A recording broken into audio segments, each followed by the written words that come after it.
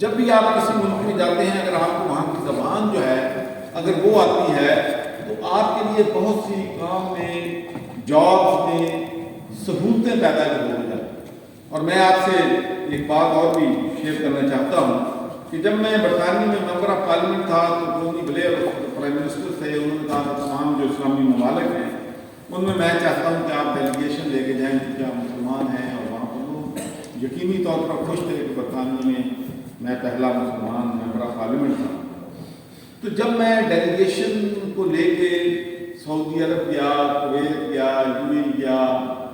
مراکش گیا اور بہت سے ملکوں میں، انڈونیشیا گیا، تو ایک چیز جو مجھے سب سے زیادہ سرپرائز کیا کہ ہمارے جتنے بھی وہاں پر ایمبیسڈرز تھے وہ اس ملک کی زبان فلوئنٹلی بولتے تھے، اور ہم جب لیڈرز کو وہاں کے جو حاکم ہیں ان سے ملتے تھے تو ہمیں ٹرانسلیٹر ہمارا ایمبیسڈر کرتا تھا،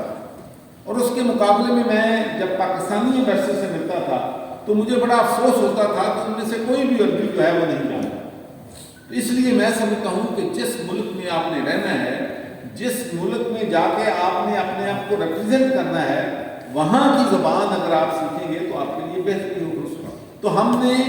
اپنی جب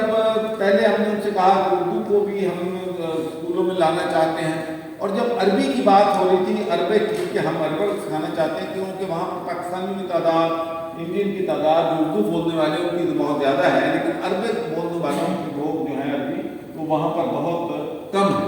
تو جب ہم نے ان سے کہا کہ بچوں کو عربک لیسنز بھی دینے چاہیے، تو ایک میری ان کے ساتھ دلیل یہ تھی کہ دنیا میں اتنے ممالک ہیں جو عربی جو ہیں سمجھتے ہیں، پڑھتے ہیں۔ اگر ہم صرف عربی، ہم یہ نہیں کہتے کہ مسلمانوں کو عربی سکھائیں، میں سمجھتا ہوں کہ جو انگریز بچے ہیں ان کو بھی عربی سیکھنی چاہیے کہ جتنے بڑے ملکوں سے اگر ٹریڈ کرنا ہے، وہاں تعلق بنانے ہیں، تو اگر ان کو عربی میں واقفیت ہوگی تو وہاں پر بہتر جو ہے یہ لوگ جو ہیں وہ کمیونیکیٹ جو ہیں وہ کر سکتے ہیں۔ تو کہنا میں یہ چاہتا ہوں کہ ہمیں اپنے ملک کو اگر ترقی دینی ہے تو we are living in a global village, ہم دنیا سے الگ تھلگ نہیں رہ سکتے۔ ہمیں یہاں پر جو ایکسٹریمزم ہے، جو انٹالرنس ہے، جو پولیٹیکل پولرائزیشن ہے، جو مختلف اداروں کے درمیان پولرائزیشن ہے، اس کو ہمیں اپنے ملک کو آگے لے جانے کے لیے اس کو ہمیں ختم کرنا پڑے گا۔ یہ جو ہماری انٹالرنس ہے، اس سے ہمارے ملک کو، ہماری قوم کو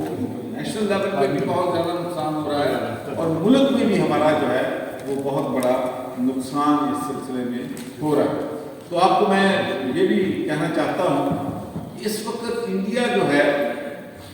وہ پاکستان کے خلاف 24 گھنٹے ان کا سوچ ہی یہ ہوتی ہے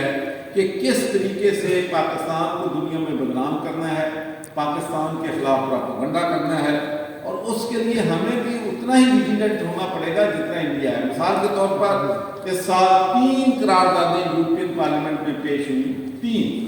ایک اپریل کے اینڈ پہ ہوئی، دوسری مئی میں ہوئی، تیسری سپتمبر میں ہوئی، جس میں تقریباً 97% جو، بلکہ 97 کیا 98% جو ممبر آف یورپین پارلیمنٹ ہیں انہوں نے ہمارے خلاف ووٹ کیا، اور انہوں نے کہا کہ ان کا جو جی ایس ٹی پلس اسٹیٹس ہے اس کو ختم کر دو۔ اگر جی ایس ٹی پلس اسٹیٹس سے پاکستان کو سالانہ 3 سے 4 بلین ڈالر کا ایکسپورٹ میں بینیفٹ ہو رہا ہے۔ بہت سے لوگ نہیں سمجھتے کہ جی ایس ٹی پلس کیا ہے۔ جی ایس ٹی پلس یہ ہے کہ بہت سی جو پروڈکٹس ہیں، ٹیکسٹائل ریلیٹڈ ہیں اور دوسری چیزیں ہیں، وہ اگر ہم یورپین ممالک میں بیچتے ہیں تو اس پہ کوئی لیوی ٹیکس نہیں لگتا۔ وہ ایسے ہی ہے کہ آپ لاہور سے کوئی چیز فیصل آباد بھیجیں، اگر انڈیا وہاں پر ایکسپورٹ کرتا ہے تو 10 سے 15% وہاں پر ٹیکس دیتا ہے، جس سے ہماری بزنس کمیونٹی کو 10 سے 15% بچت ہوتی ہے، جس کی وجہ سے ہم کمپیٹیٹو ہو جاتے ہیں اور ہمیں وہاں پر یہ سہولتیں ملتی ہیں۔ تو میں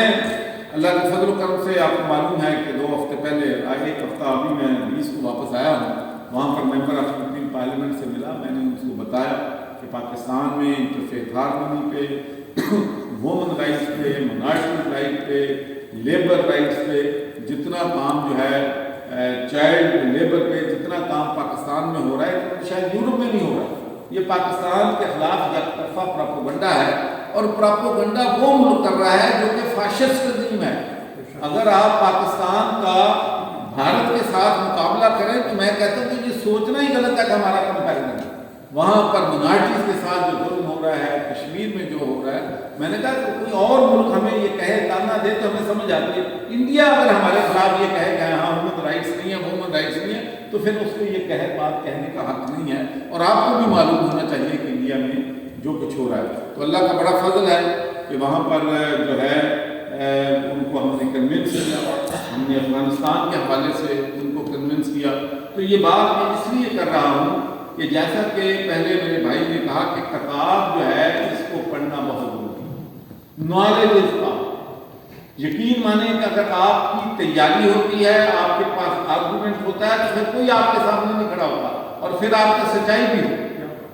یقین مانیں کہ مجھے خود وہاں پر جو ہمارے وائس پریزیڈنٹ ہیں اور ایم بی پی میرے دوست ہیں، وہ کہہ رہے تھے محمد میرا خیال نہیں ہمارا آپ یہاں پر ہے، وہاں بہت ہاسٹائل انوائرمنٹ ہے، بہت زیادہ اینٹی پاکستان فیلنگ ہے، یہ بہت زیادہ آپ سے افغانستان کے معاملے میں برہم ہے، بہت زیادہ ناراض ہے۔ لیکن اللہ کے فضل و کرم سے میں 30 سے زیادہ جو کی پلیئر ہیں ان کو ملا ہوں اور 100% لوگوں کو کنونس کیا ہے، اور انہوں نے وعدہ کیا ہے کہ وہ پاکستان کو ESP طرح کے مسئلے پہ سپورٹ کریں۔ تو اس لیے میں سمجھتا ہوں کہ ہمیں کتابوں کو پڑھنا، علم سیکھنا، اپنے آپ کو جو ہے اکوپ کرنا جو ہے، اسی طریقے سے ہم دنیا کا مقابلہ جو ہے وہ کر سکیں گے۔ تو آخر میں پھر جناب رانی صاحب کا بہت مشہور ہوں، اور آخر مجھے جو اس کتاب میں سب سے زیادہ جو ان کی جو انہوں نے نظم لکھی ہے، میں تو کہوں گا کہ یہ تو ماشاءاللہ نعت ہے، ولایت سے گنبد خضرا۔ تو مجھے بھی جب میں پہلی دفعہ گیا تھا تو مجھے بھی بڑا شوق تھا، اور میں نے اس وقت ایک آرٹیکل بھی لکھا تھا جب اللہ کے گھر سے بلاوا ہے، تو بہت لوگوں نے اس کو پڑھا تھا، لیکن میں چونکہ اتنا نورانی صاحب آپ جتنا ذہین نہیں ہوں کہ کالم نہیں لکھ سکتا، اور خاص کر نعت تو نہیں لکھ سکتا، تو یہ پلیز میں آپ کو پڑھ کر یہ سنانا چاہتا ہوں، اس لیے کہ میں ابھی یورپ جانے سے پہلے اللہ تعالیٰ نے مجھے سعادت دی کہ میں وہاں پر عمرے کے لیے گیا، ریاض الجنہ میں اللہ نے مجھے موقع دیا مبارک کرنے